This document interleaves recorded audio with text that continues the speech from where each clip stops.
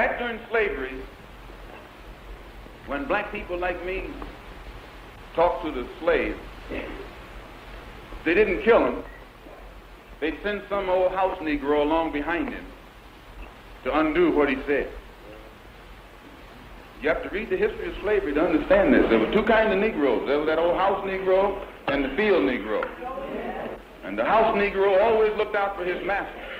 When the field Negroes got too much out of line, he held them back in check. He put them back on the plantation. The house Negro could afford to do that because he lived better than the field Negro.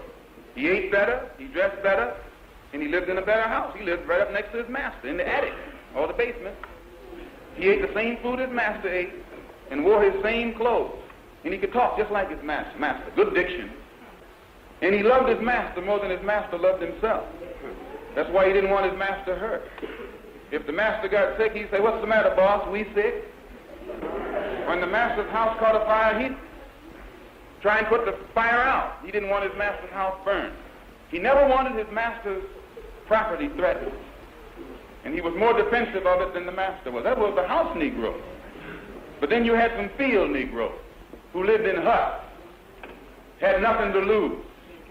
They wore the worst kind of clothes, they ate the worst food, and they caught hell. They felt the sting of the lash. They hated their master. Oh, yes, they did.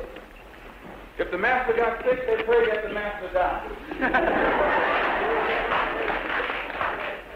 If the master's house caught a fire, they prayed for a strong wind to come along.